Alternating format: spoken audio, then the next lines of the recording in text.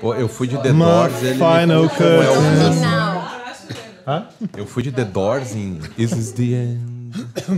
E ele me Vamos lá, puxou. gente, vamos começar?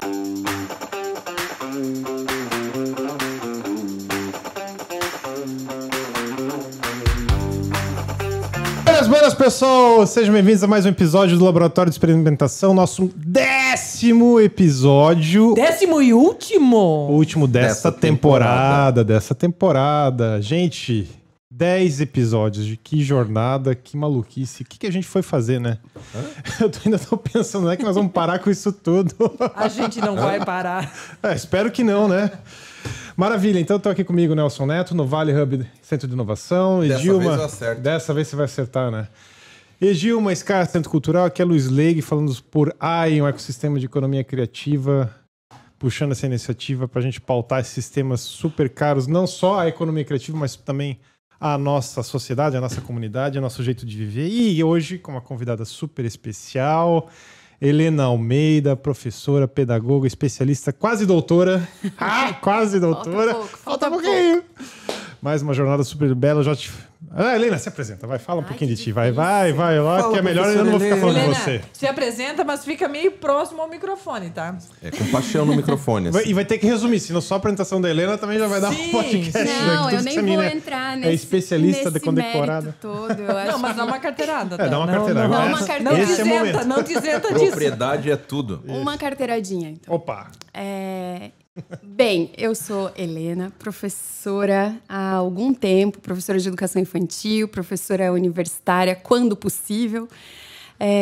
Fiz mestrado em educação, agora estou terminando o meu doutorado em filosofia. Há alguns anos eu venho desenvolvendo uma pesquisa em torno da temática da educação infantil, especificamente numa relação, pensando a relação da infância com o modelo econômico vigente, né? Então, como que a gente olha para a infância, para os modelos, para os contornos de uma infância, de uma criança hoje, a partir das pautas econômicas, políticos, sociais, mas, sobretudo, econômicas, em tempos em que essa criança é totalmente acessada por uma série, né, pelo mercado, digamos assim, né? Por apelos mercadológicos.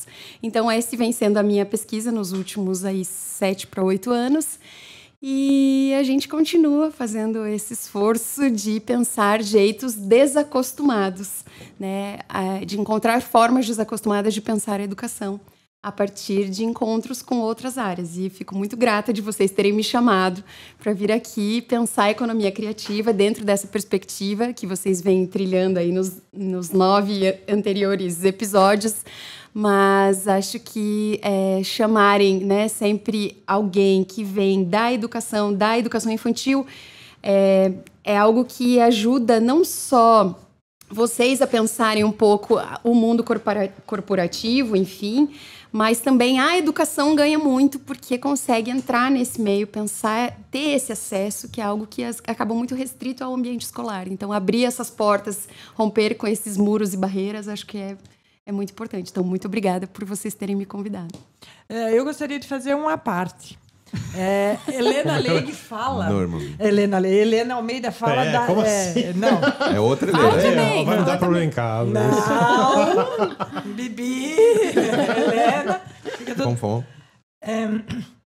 Fala sobre um olhar da economia criativa em relação à economia criativa ou qualquer outro modelo de negócio.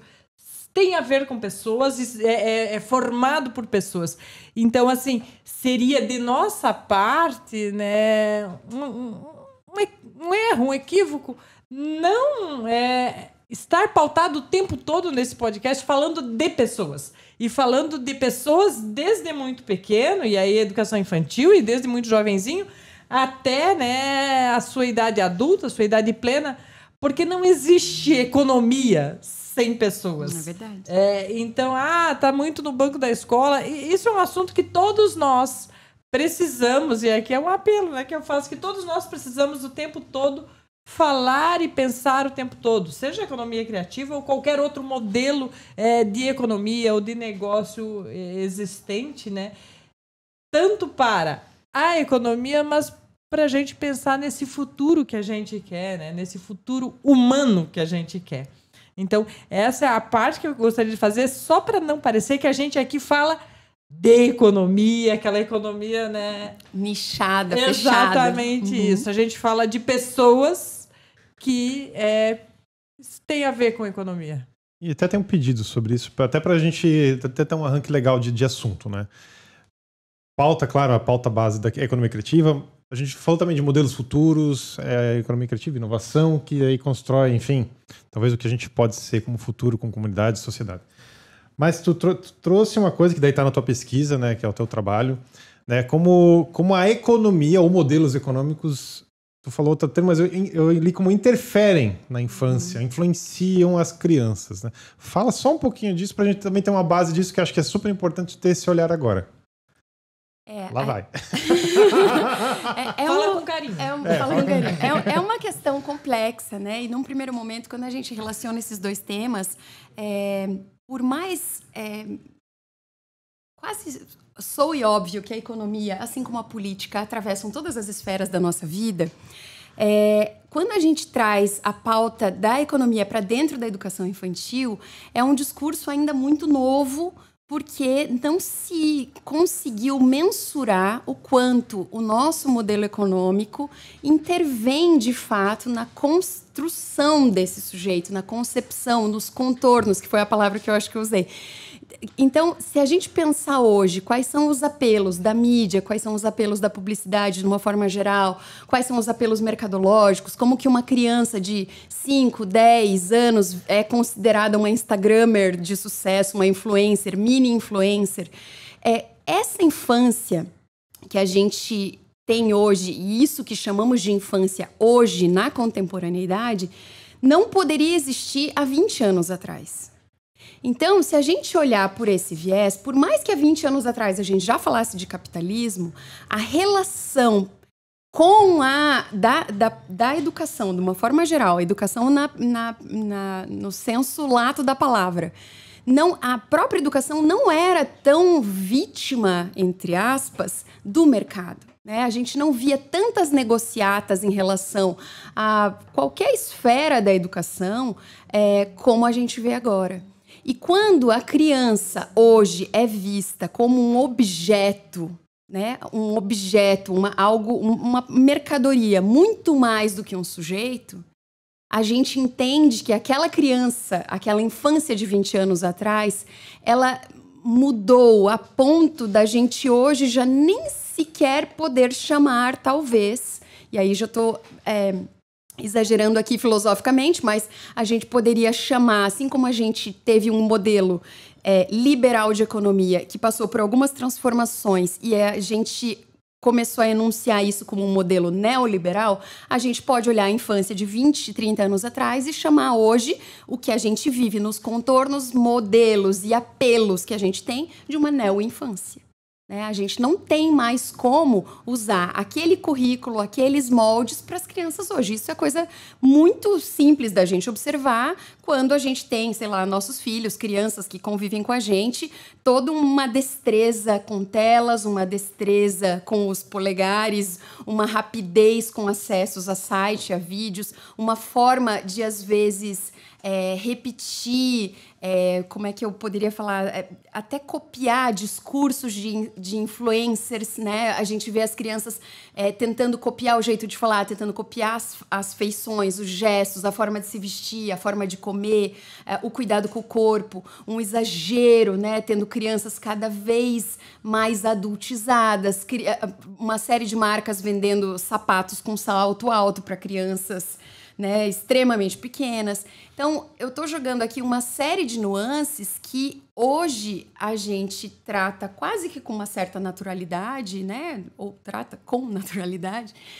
mas que há um tempo atrás isso era inadmissível, ou acho que nem inadmissível, porque era impensável. Né? Eu vou dar uma complementada. De repente não é nem tão impensável assim. Se a gente fizer um estudo bem breve de moda, vai perceber que o processo é cíclico. E se você retornar aí uns 80 anos, 90 anos, você vai encontrar crianças vestidas exatamente como adultos, com sapatinhos de salto, com a modelagem de comportamento, com a mesma coisa, que ela não tinha uma rede social para ser replicada. E hoje a gente vive um reverso disso, que é a roupa volta a ser, mas o comportamento não. Eu estava ouvindo hoje ainda um influencer de adultos falando sobre educação de crianças, onde ele indica claramente, é proibido obrigar a criança a lavar a louça, a limpar a casa. Entendo, não pode ser um emprego, um trabalho, mas é uma construção de comportamento, de ética, de respeito, de responsabilidade.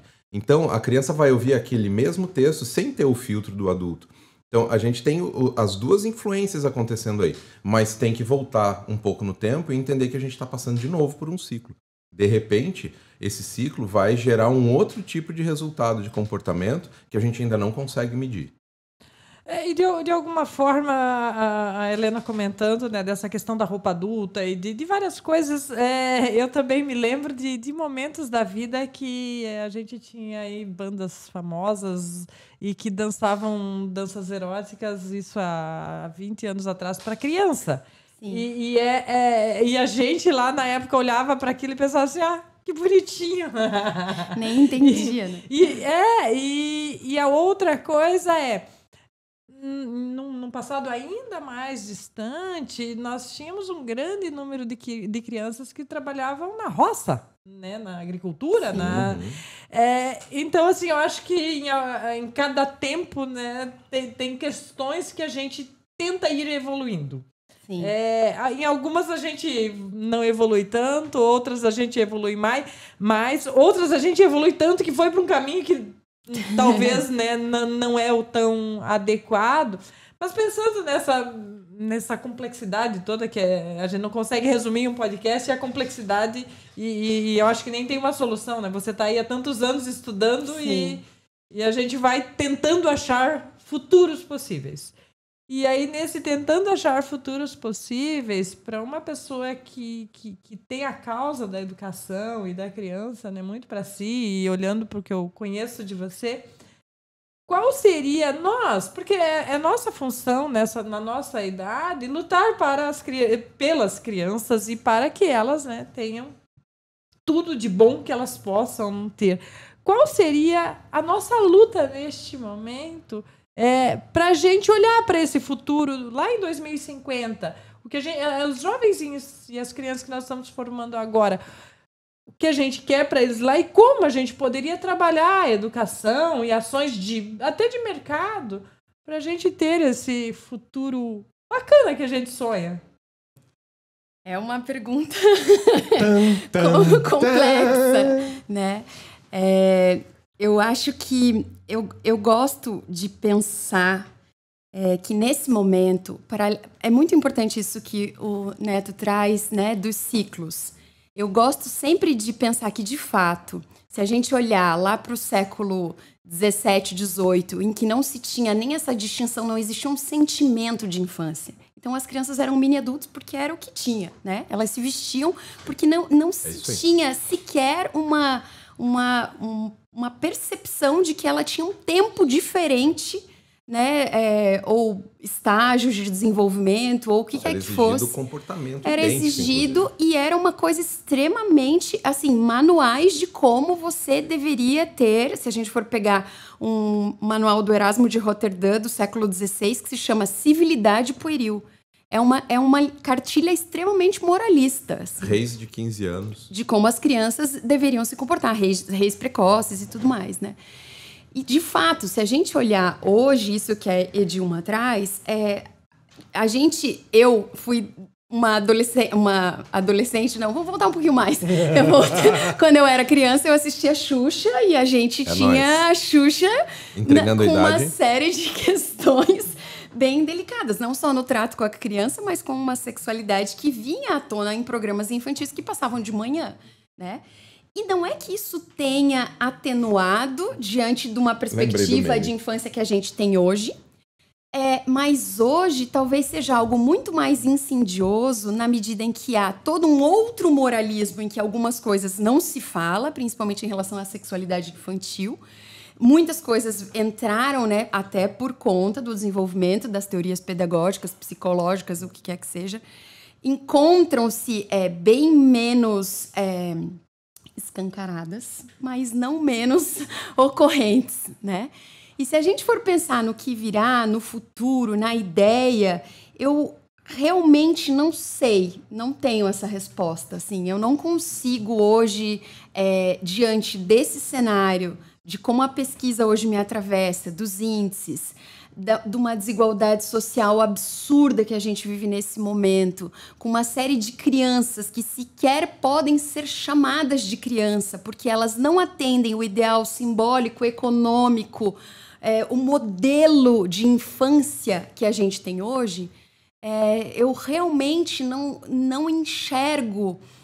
E não falo isso num tom niilista do não tem saída. Eu falo isso num tom realista de que a gente hoje precisa, talvez, num primeiro momento, ressignificar o que é a infância, quem são as crianças, quem são as não crianças e quem são as não crianças que não têm as sem infância. E, a partir disso, a gente pensar a educação infantil, né? Porque já não se é possível colocar tudo num mesmo balaio, num planeta com mais de 8 bilhões de pessoas, com uma população infantil extremamente pobre, miserável e vítima de uma desigualdade, de uma falta de acesso à educação mínima. Então, é muito difícil para mim, nesse momento, pensar nesse futuro respondendo um como. Mas é muito importante para mim, Edilma, a tua pergunta, na medida em que, se a gente não se questiona em relação a isso, a gente não se bota em movimento, né? Por mais que eu não saiba uma resposta, ou talvez não exista uma resposta, seja um coletivo de ações, né? A começar por perspectivas políticas e sociais, obviamente, mas dentro dessa possibilidade, desse modelo econômico, disso que hoje nos faz ser da forma que somos, eu gosto sempre de trazer para o tom da pergunta, né? O que fazer com aquilo que fizeram de nós, né? Ou o que já não somos mais e o que não somos ainda. Então, mais do que modelar um outro ideal simbólico e botar aqui algo do vir a ser, de uma meta futura, a gente pode elencar aqui uma série de coisas que seriam condições imprescindíveis para manter essa humanidade, para construir esse sujeito. É isso que eu estava pensando, você falou quais são os drivers, na verdade? Porque os comos a gente vai ter que descobrir na jornada. Os comos, né? A gente vai ter que descobrir. Mas acho que, se a gente pensar hoje, eu apostaria muito numa volta, numa diminuição a esse pensamento individualista absurdo e uma volta de um senso, um trabalho efetivo no senso no despertar, no redescobrir o senso da coletividade. Cara, você estava falando, eu estava só lembrando até um pouco da história aqui da região. Vieram os imigrantes, por mais conturbada e polêmica que possa as visões da história daqui, mas chega um momento que a nossa cidade aqui, Jaraguá, a região, só deu certo, ou algumas coisas deram certo, porque as pessoas se ajudaram. Uhum. Ou souberam juntas buscar a solução. E isso, claro, tem alguns drivers que se mantiveram, alguns fóruns que se mantiveram, mas, de maneira geral, a sociedade daí, ela se diluiu. Esse sentimento de comunidade se diluiu. O individualismo, ou até um achar de eu mereço, ou agora eu tenho condição, eu não preciso mais disso, enfim. E eu tenho um pouco também de uma transição de geração entre nossos pais e a gente, de que passaram por privações, passaram por, enfim, né, seus problemas, seus desafios, e meus filhos não vão passar por isso. E também tem uma blindagem que aconteceu, talvez começou na nossa geração e também se acentuou nas mais seguintes. Cara, vamos dar mais condição, vamos dar tudo que eles... Enfim, e não é uma crítica, é uma constatação, né? Porque a gente vai vendo também uma diminuição dos perrengues. Sim. De certa forma, tô falando num recorte daqui. Então eu ia falar, que você tá falando desse recorte muito específico. Mas por isso eu tô falando da nossa região, tô falando bem aqui do nosso entorno, né? Só para dar esse enfoque.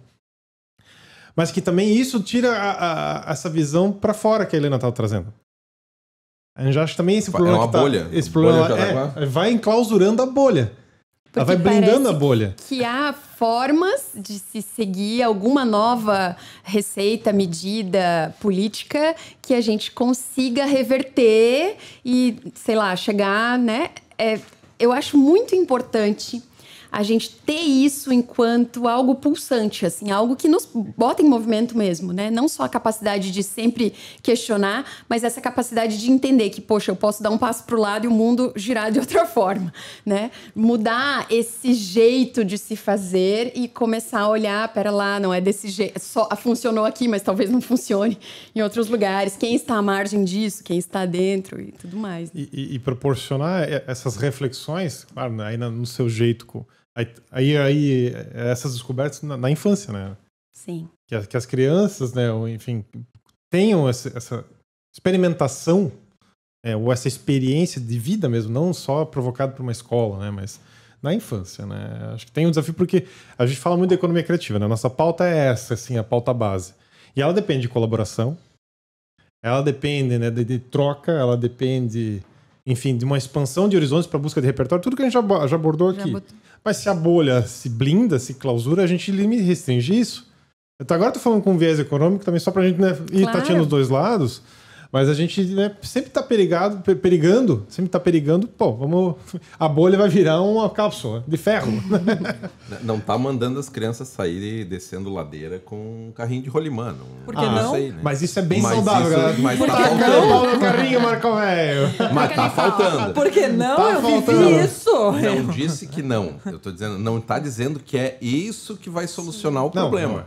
É um ingrediente, é só um temperinho, é um temperinho. Na verdade, do caldo, é né? tão complexo que a gente, né, não tem uma única solução e talvez nem a solução. Existem coisas que tem que ir tentando fazer para entender se são possíveis soluções. Cara, mó divertido. Dentro de uma... mas assim, acho que na minha mais humilde inocência, talvez, e eu não sou muito inocente... Não vamos discorrer sobre isso, tá? Caiu. Trazemos como nota de rodapé depois. Isso, observações. Mas numa inocência de como comunidade, sabe? Acho que a gente tem que olhar mais para os nossos. E quando eu digo para os nossos, não é para nossa bolha, mas para os nossos, para os seres humanos, para os seres vivos que existem. Se a gente, de fato, conseguir tirar um pouco essas várias camadas de olhar, de julgamento, de preconceito, de o meu filho está indo para uma escola bacana, então tá ok. Se a gente começar a tirar isso e olhar com humanidade, a gente vai olhar que o filho, talvez, da pessoa que trabalha conosco não está tão bem quanto o nosso. E aí você pode começar a pensar um pouco diferente enquanto educação, mas enquanto formação daquele ser. Então, não que isso seja uma solução, mas uma provocação que é de nós, nessa nossa faixa de idade, que a maioria já tem filhos, né, entrando numa adolescência, ou nosso amigo Tito, né, uma pequena menininha que logo vai aí entrar na adolescência. No meu caso, saindo. No teu dela, caso, né? saindo. Mas nós olharmos para os outros e entender que a gente teve privilégios. Alguns mais, outros menos, mas foi isso. Isso eu já acho que é, assim, é muito pensar no futuro. Respondendo a tua pergunta, se questionar sobre os privilégios. Né, Edilma, é uma coisa...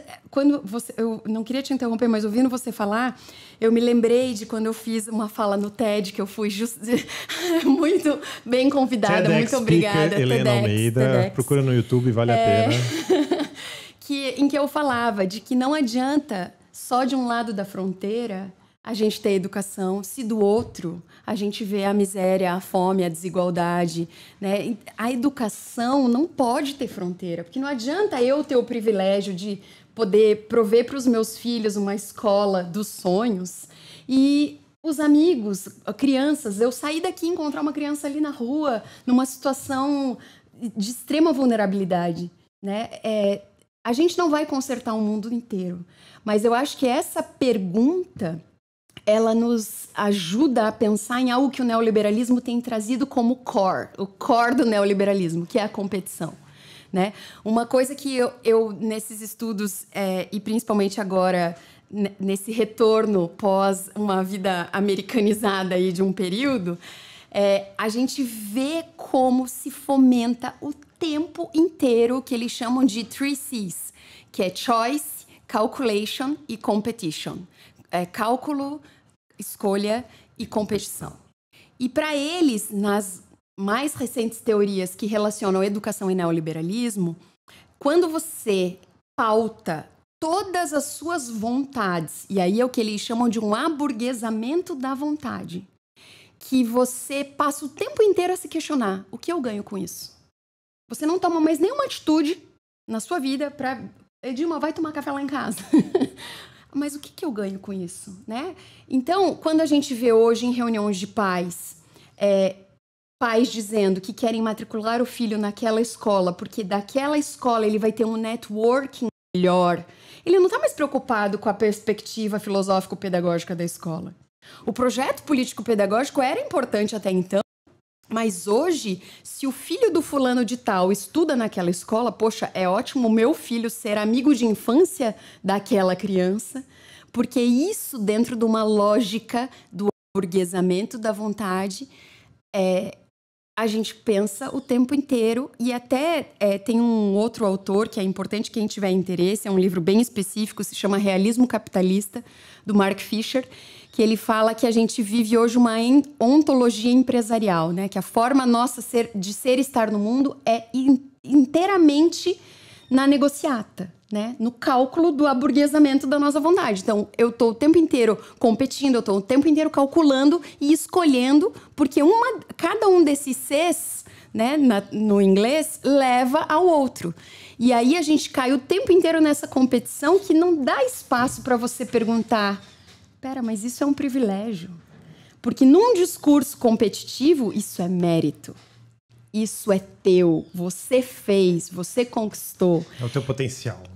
E aí fica muito difícil de você parar e dar um passo para o lado quando parece que é aqui aqueles cavalos com as viseiras o tempo inteiro correndo numa só direção, porque quem vai empreender melhor, quem vai alcançar o melhor, sei lá, investidor anjo ou o que quer que seja dentro desse mundo startupeiro, corporativo, em todas essas esferas que são fomentadas pela competitividade. Então, é muito importante a gente trazer essas questões, porque é quase que uma puxada do freio de mão, assim, né? Quando você fala, pera, eu tenho privilégios. É tão pequeno, mas para mim isso é tão pensar no futuro, é tão forte e potente.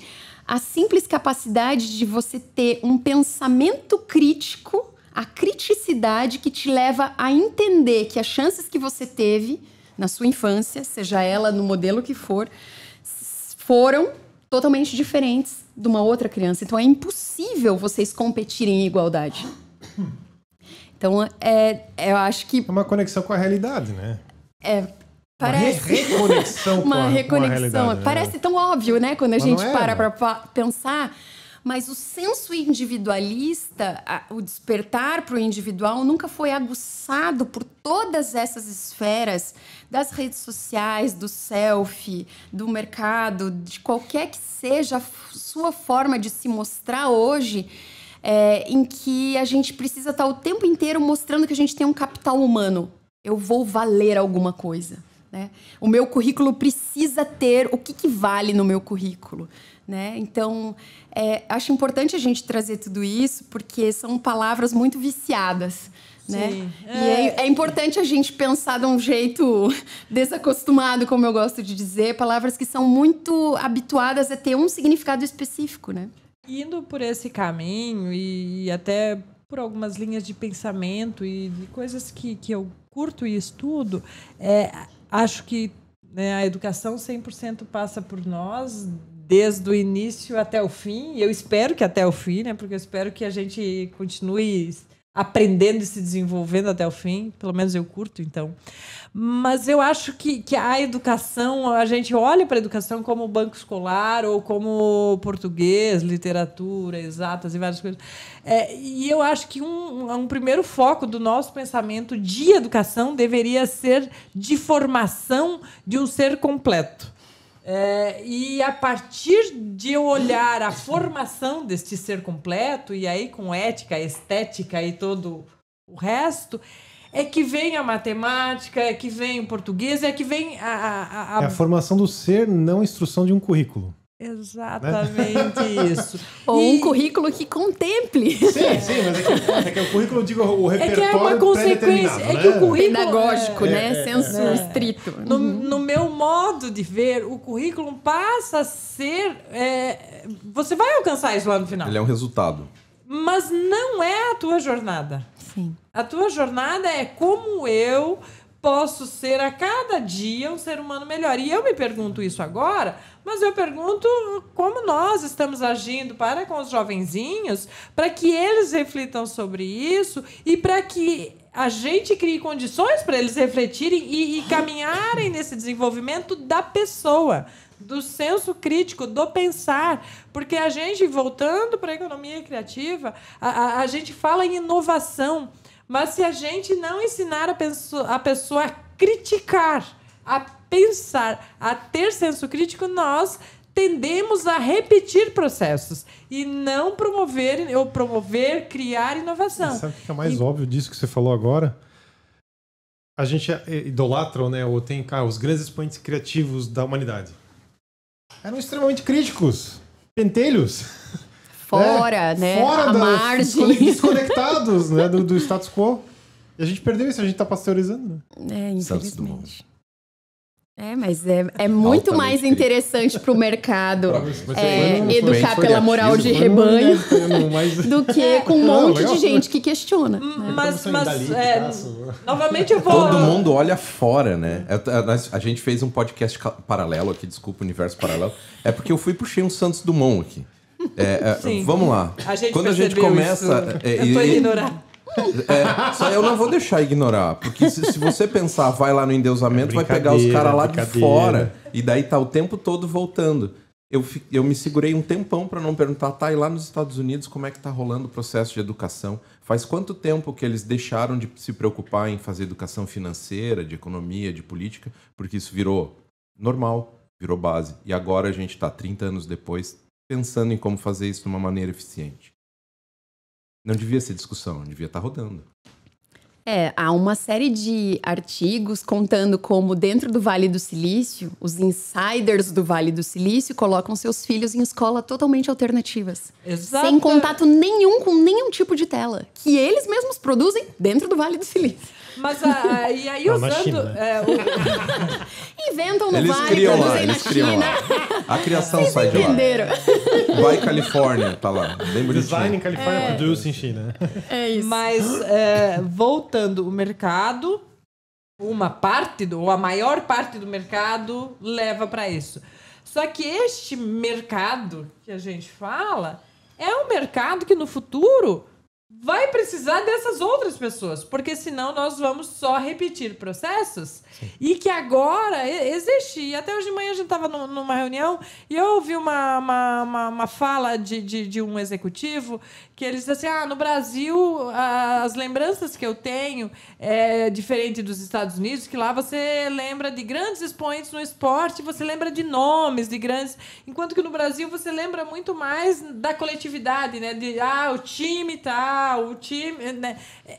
E eu chego a pensar que no Brasil a gente tem mais esse jeito de fazer coisas coletiva. E eu venho tentando, ao longo da minha vida, tirar o expoente, e aí por isso que quando você falou Santos Dumont, e nada contra, muito pelo contrário, de tirar de uma pessoa, sabe? Uma figura. De tirar de uma figura e trazer sempre... Não pessoalizar, né? Exato, e trazer sempre para um coletivo, trazer para uma comunidade, trazer para coisas que eu não coloco em você, o meu herói, ou em qualquer fulano, meu herói. O herói somos nós, que estamos dia após dia lutando, sobrevivendo para fazer este mundo melhor. Às vezes errando, às vezes acertando, mas vamos lá, a gente cai, levanta e sacode e vai. Mas isso é nós, enquanto somos nós que construímos o Brasil e todo o resto do mundo, né? Mas acho, novamente, que nós, voltando para nós mesmos e pensando enquanto comunidade, e enquanto eu posso afetar o meu vizinho de forma positiva, não de forma negativa, a gente chega em algum lugar e eu espero e torço para que sim. Acho que quando você fala dos heróis, como é importante, né? A gente sair dos figurões, justamente para não parecer que a gente entra no mérito de novo, de que um teve aquela presença de espírito e inteligência. E não estou tirando, obviamente, o mérito dessa questão, mas esse discurso de que está só ali.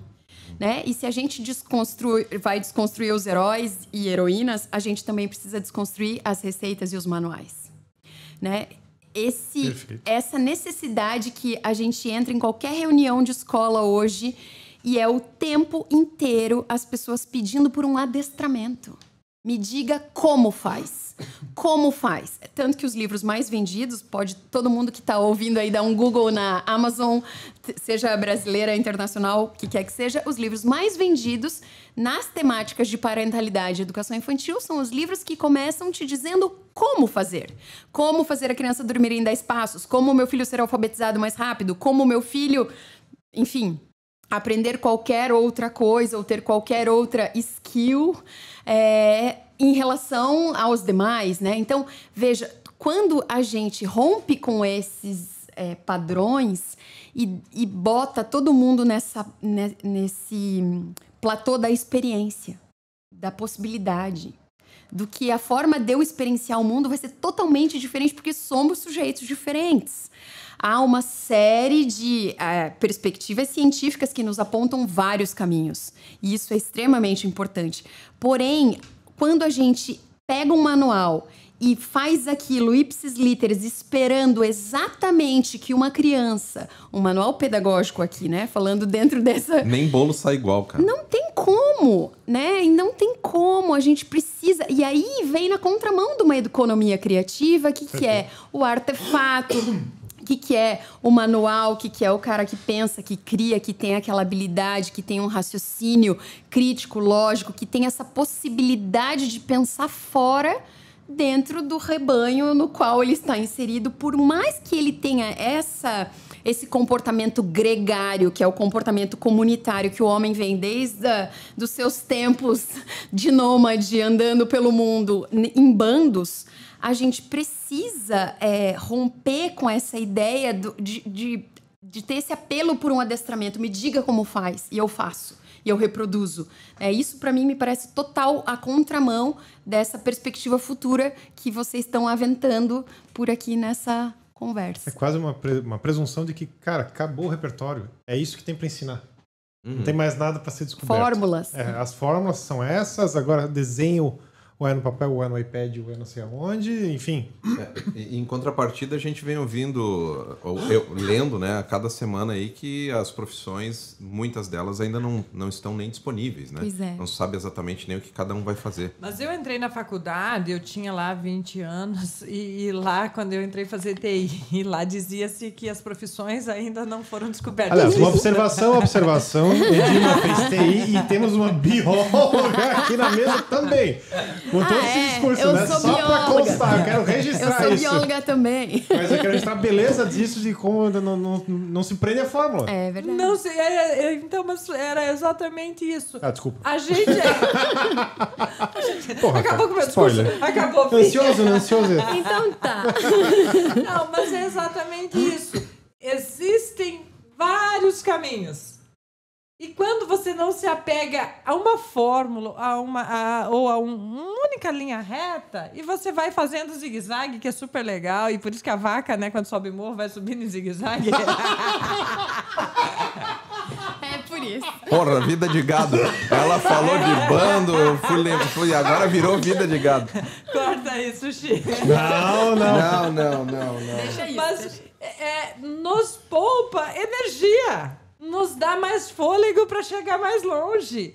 E um fôlego gostoso. Não é... eu ouço gente, profissionais aí falando assim, dando murro em ponta de faca. Eu não tô fazendo isso.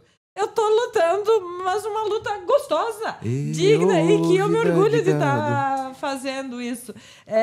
Então, novamente a gente olhar ao nosso redor e ver o que está à nossa disposição. E está ali. É que a gente muitas vezes só olha para frente e muitas vezes está aqui do ladinho, né? Várias possibilidades e várias formas de a gente acessar a nossa comunidade, quebrar um pouco a nossa bolha e pensar nessa educação, nessa construção de um ser para o futuro, para um futuro sustentável, para um futuro humano, para um futuro que, se for competitivo ou não, mas que seja minimamente saudável. Eu sei que é meio estranho falar competitividade saudável, mas é isso, né? Que a gente reflita um pouco mais sobre nós mesmos e a gente vai achar soluções para os outros. Eu gosto de fazer as meia-culpas, né, e os recortes. A gente já falou algumas vezes sobre competitividade e de uma maneira, apontando como uma maneira negativa. Se a gente pensar que a competitividade movimenta muitas coisas do nosso dia a dia e que elas não estão necessariamente ligadas à competição não saudável, né? Todo tipo de jogos, todo tipo de esporte, a gente não está tratando nesse sentido, gente. A gente não quer que as pessoas deixem de fazer aquele bate-bola no final de semana. Mas é pensar que no processo educativo, quando você coloca todos os amiguinhos na sala de aula, chama todos de amiguinhos, os seus coleguinhas, e diz agora vocês vão competir um com o outro para aprender através da competição, fica mais difícil de construir pessoas que futuramente vão trabalhar de forma colaborativa. É muito mais fácil você enxergar futuros competidores. E se a gente começar a pensar agora, Helena, daí fazendo uma pergunta, né? Tem toda uma movimentação na BNCC, tem toda uma intencionalidade direta e normalmente tem as veladas, a gente não consegue identificar tudo ao mesmo tempo, né? Isso vem ao passo que vem sendo executado. Mas do que vem aparente, que a gente começa a enxergar aí escolas municipais, estaduais e particulares se movimentando para a educação de artes, que há tempo não era feita, né? Educação para a área de música, economia, novas ciências, para uma vida com mais experiência, sendo incluída na educação tradicional.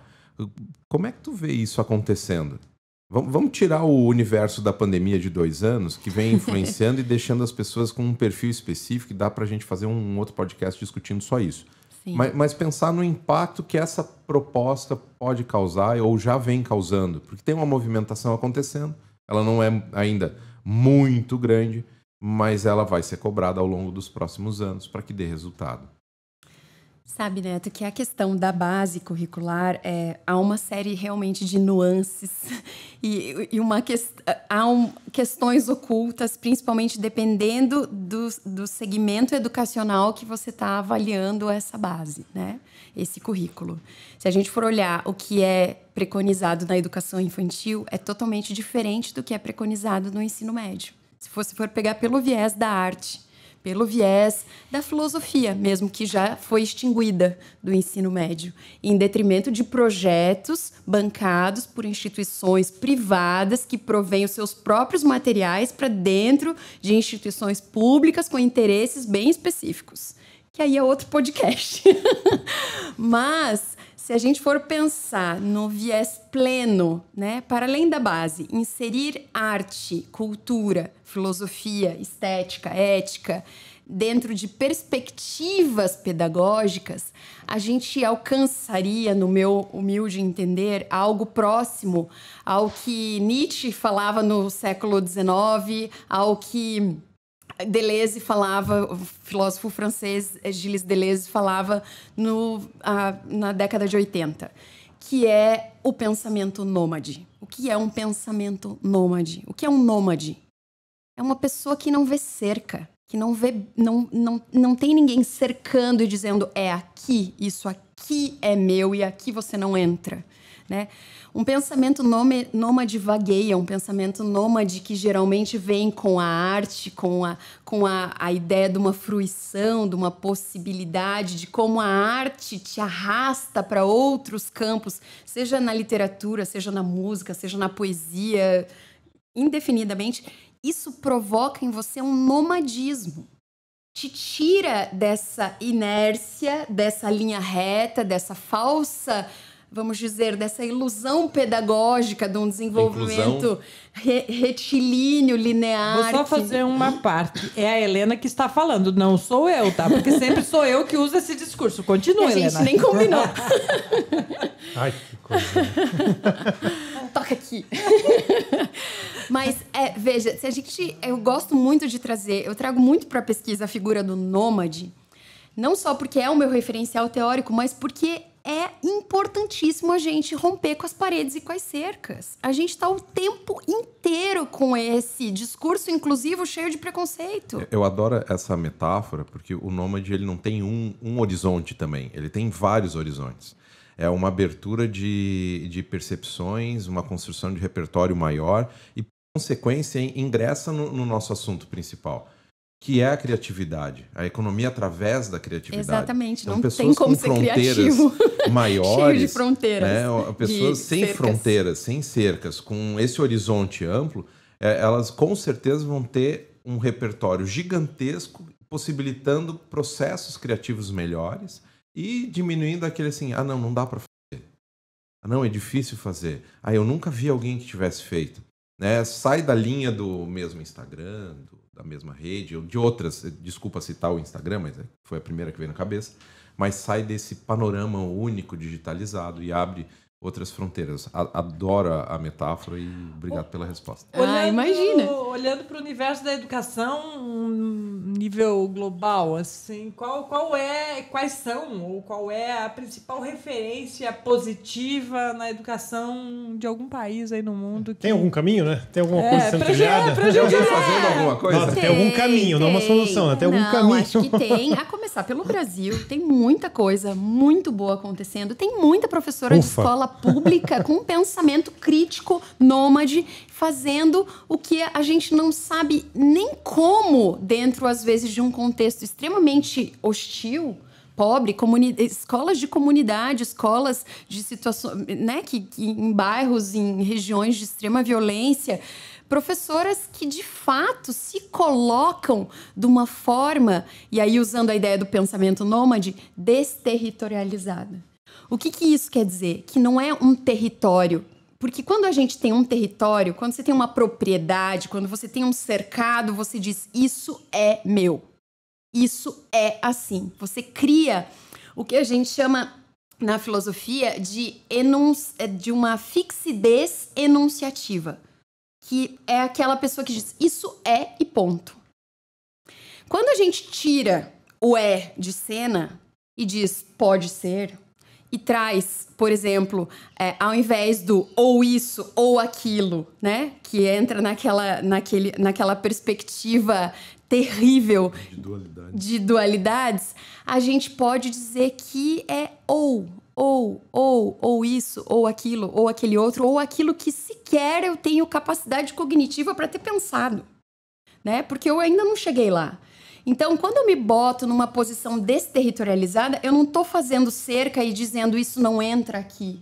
Quando uma professora está dentro de uma escola de comunidade, ameaçada por todo tipo de violência, com traficantes permitindo a entrada, o que quer que seja num cenário mais dramático, e ela diz, aqui dentro eu consigo criar um contra-espaço, eu consigo criar uma outra, o que a gente chama na filosofia de heterotopia. Ela cria um novo topos, ela cria um outro espaço dentro de uma sala de aula pequenininha, mas pela possibilidade dela fomentar um pensamento que não diz o tempo inteiro, isso é, você vai, você tem que, você deve. É um pensamento que convida a criação. É um pensamento que diz, e você, o que você acha? E você, né? Então, para mim, se a gente for pensar nos modelos finlandeses, que seriam brilhantes, nas escolas italianas de pedagogia participativa, há uma série de prós e contras, mesmo nos modelos pedagógicos tidos como os mais fascinantes, até porque muitas dessas escolas começaram a rentabilizar tanto em cima desses modelos que ele se tornou questionável, né? Ele virou uma mercadoria ou ele é de fato uma proposta? A seduçãozinha do capetinha, né? Exatamente, né? Mas, para mim, se a gente for pensar em termos de futuro, em termos de perspectiva, é muito mais essa pessoa, esse indivíduo com uma postura aberta, criando essa forma de se somar ideias, pensamentos e construções numa perspectiva de coletividade, de nomadismo que seja, do que alguém que está o tempo inteiro fechado em sua verdade, em suas certezas, e não, isso é assim porque eu sei que é dessa forma, porque, enfim, todas as carteiradas que vêm junto quando alguém diz isso é. Eu iria por aí. Bem fácil. Arregaçar as mangas e partir ao trabalho. Helena, tu tá dando aula atualmente ou só pesquisa, né? Já que a gente ouve muito do professor... Você vai me contratar? Não, assim, você trabalha... Você trabalha ou só dá aula? Nossa, né? Como a gente escuta isso. Você trabalha ou só dá aula? Você tá distribuindo currículo? Pois é, nesse momento eu tô agora na reta final da minha escrita da tese do doutorado. Eu tenho, felizmente, uma bolsa CAPES que ainda se manteve e que se manterá até o final desse ano. Então, eu tô me dedicando integralmente à pesquisa, até porque por uma questão de própria participação e contratual com a CAPES, eu não posso assumir nenhum outro trabalho, né, formal em sala de aula. Embora a gente acabe, né, porque não tem como sobreviver de bolsa nesse país, fazendo assessorias, fazendo outros tipos de trabalho, mas eu não tenho vínculo com nenhuma instituição nesse momento. Olha só, né? A gente tem que ser criativo até na hora de fazer pesquisa. Para ano que vem. Muito bem. E pensar que a própria bolsa, ela gera uma fronteira, ela gera uma cerca, né? Olha que engraçado, né? É verdade. É um paradoxo, né? Porque aí eu tenho que pensar, para eu me dedicar à pesquisa e ter o dinheiro da bolsa, eu preciso, né, não sair e experienciar outras Fica coisas. no cercadinho deles. Claro, desculpa, não vamos entrar nesse método, mas como são pequenas coisas também que a gente vai percebendo, que quem escutou, né, quem está nos escutando, às vezes acha, nossa, mas esse papo é muito avançado, é muito... Não, tá aqui do lado, né? Às vezes as pequenas atitudes, nossos paradoxos e paradigmas nos colocam em cercadinhos e que a gente precisa... Mas eu super entendo, porque assim, não tô falando da questão valor, eu nem sei quanto então não posso nem comentar sobre o assunto, mas super entendo a questão de a pessoa ter uma dedicação maior para a pesquisa. Porque também... É impossível, né? Você conseguir... É uma dedicação, é uma profissão. Claro, é cientista. É um trabalho, né? Não, é muito... E assim, com o ritmo de produção que a gente tem que entregar, de artigos científicos, de escrita, de leitura, né? Até o próprio doutorado do sanduíche, que exigiu que eu saísse um período, voltasse com um apoio super restrito, uma bolsa super apertada, né? Então, um aluno bolsista hoje não consegue comprar livros, por exemplo, né? A gente tem a internet que ajuda muito. Mas, veja, sai de uma fronteira, cai na outra. E assim a gente vai tentando achar possibilidades. Acho que muito pior seria, né, a gente desistir da pesquisa de vez diante de todas essas cercas. Mas que hoje realmente. Também é uma causa, né? Mas que hoje é muita... O glamour Quantas de fazer pessoas, um doutorado né? sanduíche, de ir para outro país, ele acaba no momento onde você faz a conta que é 5 vezes mais caro do outro lado, né? Exatamente, é muito difícil, né? E assim, e acaba tudo isso no momento que você termina um doutorado e você não tem emprego, né? Então é muito duro. Muito bem. Eu não sei se nosso guia condutor aqui, Luiz Leig, não sei como está o tempo. Vamos fazer o keywords, as palavras-chave. Exatamente isso. Mas bate-bola é jogo rápido. Acho que não existe é muito forte. Acho que as chances de a gente inovar, criar, passa muito mais em a gente se observar e observar o nosso entorno, o nosso cotidiano, a nossa rotina, né, os nossos processos. E a partir desse olhar para o humano que existe dentro de nós e ao nosso lado, E aí esperar pelo melhor, mas trabalhar pelo melhor também. Não adianta só ficar, né? A gente aqui está falando, a gente está no 10º episódio de fala, né? Sobre o tema, esperando que tenha ouvidos atentos do outro lado e também que esses ouvidos tragam para nós provocações aí nas redes sociais. E que tragam até provocações de coisas que a gente falou de bobagem e de futuros possíveis, porque no final é isso que a gente está tentando discutir aqui, né? Quais são os futuros possíveis, sem ter a obrigatoriedade de a gente trazer uma solução. Uma saída, né? De indicar a saída. Mas uma obrigatoriedade de provocar o tempo todo. Então, a provocação final, já que estamos na finaleira da temporada. Faz a pergunta, faz. Uma pequena atitude para a gente transformar a educação olhando para o futuro. Uma pequena atitude. Já que vamos desmistificar, né, as grandes fórmulas, uma pequena atitude que a gente pode tomar agora. Durmam com essa. Eu vou fazer uma outra provocação. Nossa, só provocação. Não rolou resposta, gente. Deu branco aqui da galera. Não, e é como difícil, né, dizer uma. Assim, muito então, difícil. Exatamente, é difícil, mas eu não tenho uma resposta que eu me satisfaça com ela, neste momento. Então, uma boa forma de... Mas o que nós que estamos dispostos a discutir e a repensar ou pensar o futuro, o que nós podemos fazer? Mas sem resposta. É para nós, para reflexão mesmo, de quem está em casa. Eu gostaria de agregar aqui uma ideia que é extremamente simples, mas que às vezes a gente não se dá conta. De que não há um fora. O mundo é um só e a gente mora dentro. Né? Eu costumo falar isso. Não há um fora. A gente está dentro e dentro dessa perspectiva, se a gente for olhar justamente para essa grande bolha que é o planeta Terra, olhando numa perspectiva mais macro, é uma competitividade, é um acúmulo exagerado de bens, riquezas, o que quer que seja, que tem a sua finitude num determinado momento, né? Então, se não há um fora, se a gente mora dentro, né, o que é que a gente, de fato, pode fazer nessa perspectiva, entendendo a nossa finitude, a nossa mortalidade, a nossa relação com isso que está aqui, né? Não temos uma resposta, obviamente, mas o simples fato de você fazer esse exercício, quem sabe ajude, né? Porque as pessoas... A gente tem um doido do Elon Musk aí querendo povoar a Lua, mas ele nem olha para a quantidade dos problemas que a gente tem aqui, agora, nesse planeta, né? Então, enfim, acho que perspectivas educativas passam por ações muito locais, né? Para a gente pensar o globo, a gente precisa agir. É uma frase extremamente clichê, mas extremamente difícil de ser colocada em prática, né? Que é essa atuação no teu local, no teu nicho, no teu território. E se tu não souber exatamente o que fazer, ou se não tiver a menor ideia do que fazer, estimule a leitura e plante uma árvore. Já está sendo útil.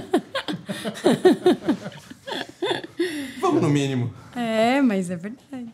Eu já só tinha pensado em que a gente tem que se permitir e gerar conexões. Muito bom. Que acho que tá bem linha também. A gente tá num lugar só. Cara. Não tem muito pra onde ir. Fechar a porta pros outros ou fechar a porta pra gente mesmo, pra onde a gente vai parar? Então é o que a gente tá fazendo aqui, é o que a gente busca fazer. E tem que fazer isso, na verdade, em todos, não só na educação, né? Então, na hora que a gente deixar de se ensimesmar... É que é uma perspectiva educativa, exato, né? Exato. Na plenitude da palavra mesmo. Que você tem um compromisso entendendo que há mais gente aqui, né? Não só você. Simples. Não se resume ao seu indivíduo. Dizia, você não é todo mundo. Aí, tá vendo? Maravilha. Helena, muitíssimo obrigado. Imagina, então, eu que agradeço além de procurar demais. no Google, no site do TED, o teu TEDx, onde mais as pessoas te Gangorras encontram? por uma educação sensível. Gangorras. Tem uma fala muito legal, pensando um pouco sobre essa educação nas fronteiras, a partir de uma obra de arte, que foi aquela intervenção artística de um autor que colocou de um artista que colocou as gangorras na fronteira entre o México e os Estados Unidos. E o que mais? Onde mais as pessoas te acham? Onde te encontram? Nesse momento de reta final de tese, eu desliguei o meu Instagram. Eu me encontro isolada? Não teve como. Eu me cerquei. Infelizmente, eu tive que me cercar dos meus livros. Porque a gente perde muito tempo em redes sociais. Então, eu ainda tenho um LinkedIn que de vez em quando eu entro. Mas nesse momento o meu Instagram está desativado. A gente pode conversar pelo LinkedIn. Maravilha. De quando em quando. Tá bom, mas daqui a pouco mais projetos também. Mas daqui a pouco mais ideias, né? Passando essa reta final da escrita, a gente retoma as conexões. Não façam as perguntas aqui no nosso talk, né? Vamos lá, manda pergunta para o nosso podcast que a Helena responde também. Uau! A gente repassa as perguntas para ela. Isso, pode deixar. Qualquer a gente faz umas postagens dentro do ion.online e a gente coloca as provocações por lá. Mandamos para ela por sinal de fumaça. Agora, se você quiser falar comigo ou encontrar o que a gente anda fazendo, entra lá na nossa hashtag Novale Hub Inovação, viu? No último episódio eu acertei. Eu dei aquela colada massa. Colada! Muito bem. Chefa? Se alguém quiser encontrar a Scar e fazer arte. Arte. Nômade. Nômade. A começar a entender este universo nômade, pode encontrar a Scar no Scar Centro Cultural pelo Instagram, no canal do YouTube também, Teatro Scar.